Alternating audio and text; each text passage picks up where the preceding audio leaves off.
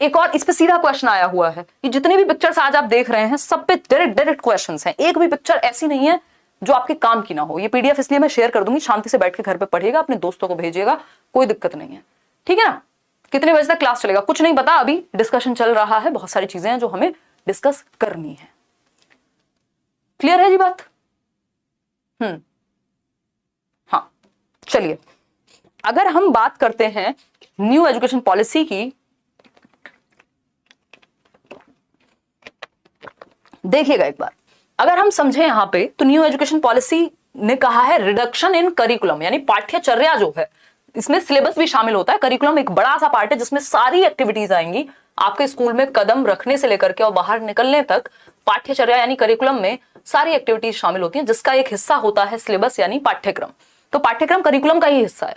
तो जो भी हमारा सिलेबस है, जो भी हमारी एक्टिविटीज हैं, जो भी हमारी प्रेयर है, कुछ भी हो रहा है अगर स्कूल में, उस करिकुलम में थोड़ा सा रिडक्शन करें। ऐसा ना हो बच्चे के वजन से ज्यादा बच्चे के बस्ते का वजन है, यानी उसका बैग भारी है बच्चे से।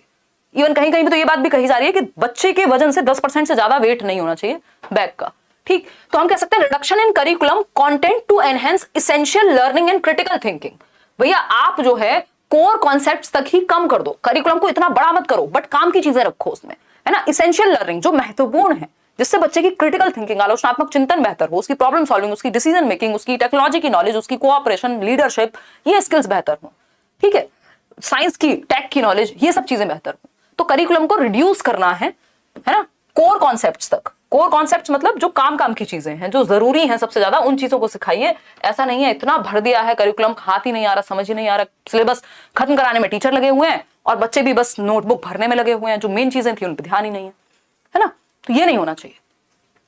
चलिए, ये हम बात कर रहे थे शुरुआत में, ये बार बार अब आपको जब तक भी नई एजुकेशन पॉलिसी नहीं आ जाएगी यही सिस्टम दिमाग में रखना है, आप इससे नहीं बच सकते, ठीक। क्या है 534 से याद रख लेंगे, 534 यानी 3 का स्क्वायर है उसमें, ठीक। 5 साल शुरुआत के, जिसमें 3 से 8 वर्ष की हम बात कर रहे हैं। इसमें भी जो 3 से 6 वर्ष हैं, शुरू के जो 3 साल हैं, उसमें बच्चा आंगनवाड़ी में या प्ले वे में रहेगा, और उसके बाद जो 6 से 8 वर्ष का समय है, इसको भी आप 2 पार्ट में विभाजित कर सकते हो कि 3 से 6 वर्ष और 6 से 8, ठीक है।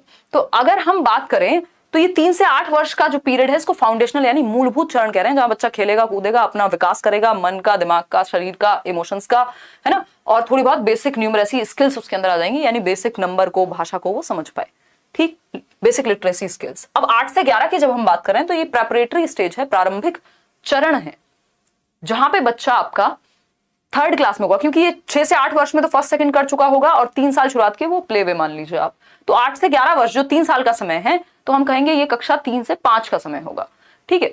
फिर उसके बाद 11 से 14 यानी 6 से 8 वर्ष, 8वीं क्लास हो गई फिर आपकी।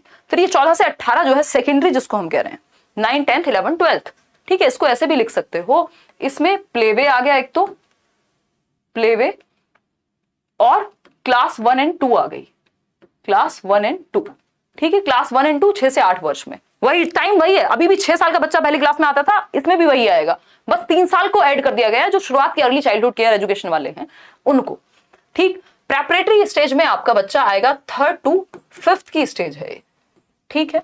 अब यहां 6th to 8th जाएगा वो, 11 से 14 वर्ष, पहले भी यही होता था। सेकेंडरी में आपका 9th to 12th तक, ठीक है, जिसको हम माध्यमिक चरण कह रहे हैं। कैसे याद रखेंगे, वही FPMS, क्लियर है।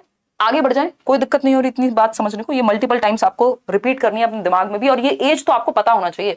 जैसे बच्चा दिख जाए ना रोड पे, या मैं कहीं भी जाती हूँ, जैसे बच्चा दिखता है, मतलब पहले तो मैं कोशिश करती हूँ उसकी एज गैस कर लूं देखते ही, मेरी इतनी एज नहीं हुई है कि मैं बच्चों की एज गैस करने लग जाऊं, तो लेकिन वो एज गैस कर ली जाए, फिर किस क्लास में है उससे आपको उसकी एज का पता लग जाए, या एज का पता है तो आपको ये पता हो कि बच्चा किस क्लास में होगा। तो अब आप टीचिंग में आ चुके हैं, है ना, चाहे आपने डाइट की हो, बीएड की हो, कुछ भी किया हो या कर रहे हो, आपको ये पता होना चाहिए कितने साल का बच्चा किस क्लास में होगा। फाउंडेशनल स्टेज में डालेंगे, प्रेपरेटरी में डालेंगे, मिडिल में डालेंगे, कहां डालेंगे, ठीक है।